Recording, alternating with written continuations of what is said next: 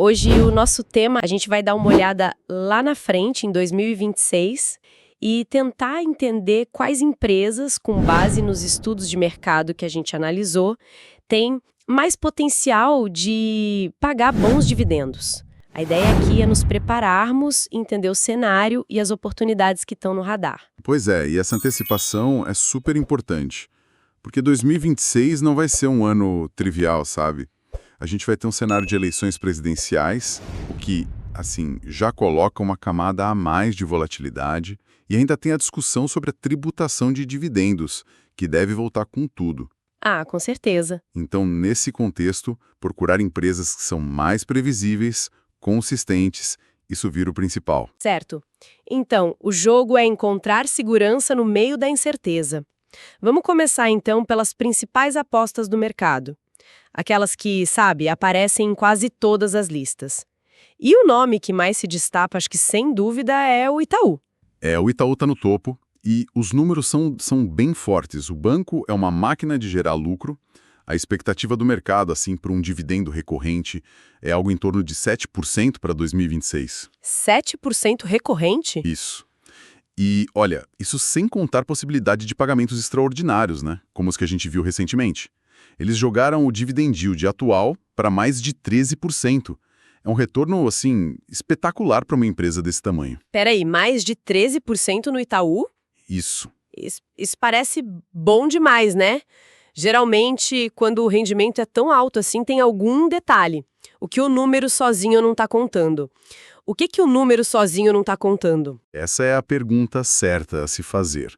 O detalhe, se a gente pode chamar assim, está no histórico do banco.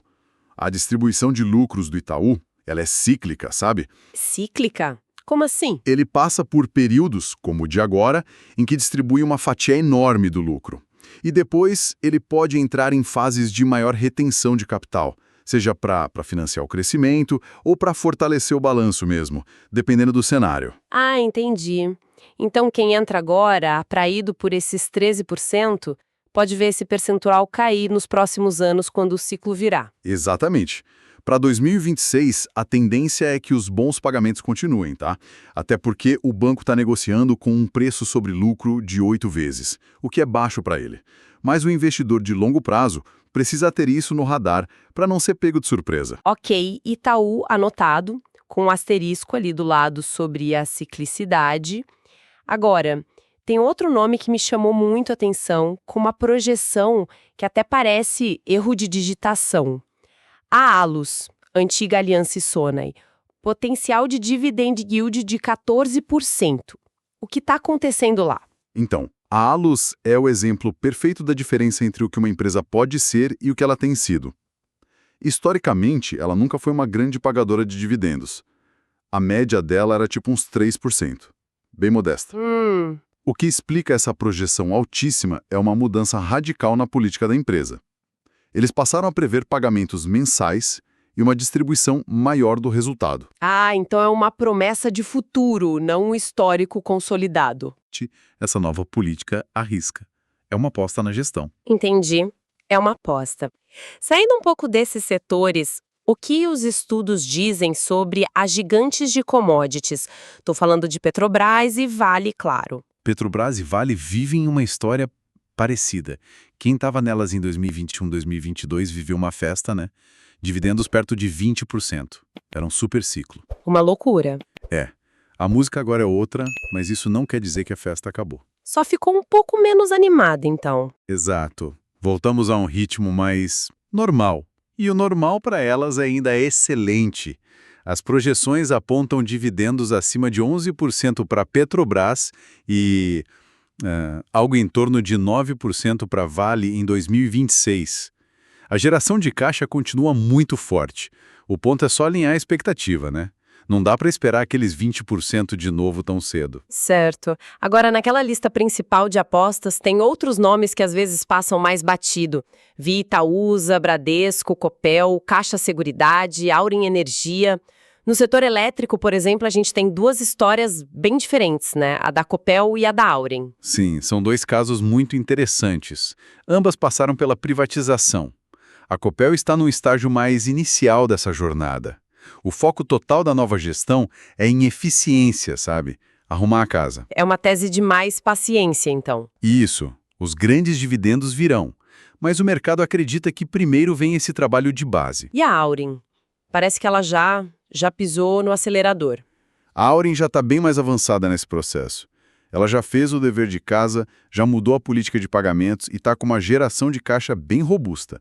Por isso a projeção para ela é tão otimista, podendo até superar os 13% em 2026. Interessante. E no setor financeiro, além do Itaú, temos a Itaúsa e o Bradesco? Isso. A Itaúsa, com projeção acima de 9%, é basicamente uma forma mais barata e diversificada de investir no próprio Itaú. Já o Bradesco é a grande história de turnaround do setor. O banco ficou para trás, mas o mercado começa a ver uma luz no fim do túnel. O preço-alvo médio das análises já está em R$ 21 e muitas recomendações viraram para compra. E a Caixa Seguridade? Caixa Seguridade, com 8,5% de yield esperado, é a aposta na previsibilidade do setor de seguros. Um negócio bem resiliente. Ok, passamos pelas favoritas. Mas saindo desse radar principal, que outras empresas os estudos apontam como candidatas a boas pagadoras? Um nome que é quase sinônimo de consistência é a BB Seguridade. O dividend yield atual dela já está perto de 12%. E a grande tese aqui é a resiliência do negócio. Mas essa previsibilidade toda não tem um risco aí? Num setor que está mudando tanto, com fintechs e tudo mais, ser consistente não pode ser um jeito de ficar para trás? É uma ótima provocação. O risco da disrupção existe para todos, claro. Mas o modelo de negócio da BB Seguridade é muito particular, né? Ela usa a capilaridade gigantesca do Banco do Brasil. É um fosso competitivo muito difícil de superar. Mesmo com a queda dos juros, que pode impactar o resultado financeiro, a estrutura do negócio é tão forte que a política de dividendos não deve sofrer. Relatórios como o do BTG projetam pagamentos entre 12% e 13% até 2027. Bem consistente, de fato. E ainda no setor financeiro vi que apareceram dois nomes menores, Banco BMG e BR Partners. Sim, o BMG tem um histórico de bom pagador, com média de 9%. Recentemente, eles anunciaram um pagamento de juros sobre capital próprio de mais de 12 centavos líquidos por ação. Um ponto importante, a data COM para esse pagamento foi 22 de dezembro. Certo. Para quem não sabe, data COM é o prazo final para ter a ação e garantir o direito a receber. Exato. O BMG é uma opção de alto yield, mas é crucial analisar os riscos do negócio, que é focado em consignado. E a governança também. Já a BR Partners é um banco de investimentos mais novo, de nicho, com potencial e projeção de 9%. E para fechar essa lista de fora do radar, uma empresa que parece estar sempre presente nessas discussões, a CEMIG. A CEMIG não pode ser ignorada de jeito nenhum. É uma das poucas empresas da Bolsa com um histórico de distribuição de dividendos que supera os 11%. É um feito e tanto. Agora ela passa por um ciclo de investimentos grande, o que pode segurar os pagamentos no curto prazo, mas a tese de longo prazo, essa permanece intacta. Certo. Agora vamos para uma parte mais delicada da conversa. As armadilhas.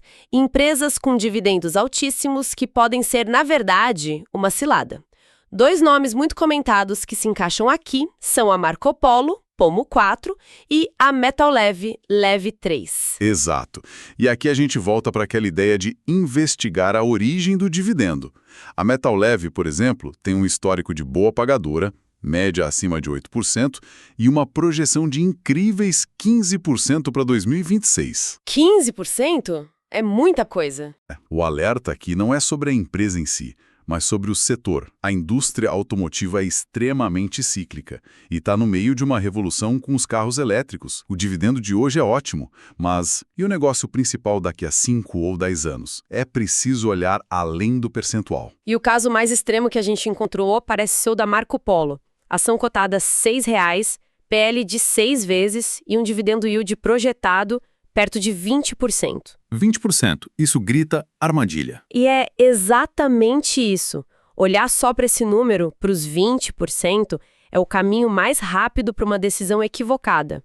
Se a gente olha o histórico da Marco Polo, ela não é uma boa pagadora de dividendos. A média é de 5%, e com vários anos em que não pagou nada. Então, de onde vem esses 20%? Vem de um resultado extraordinário, não recorrente. A empresa está vivendo um momento fantástico, a ação subiu mais de 160%, impulsionada pela expansão para novos mercados, o lucro explodiu e o dividendo também.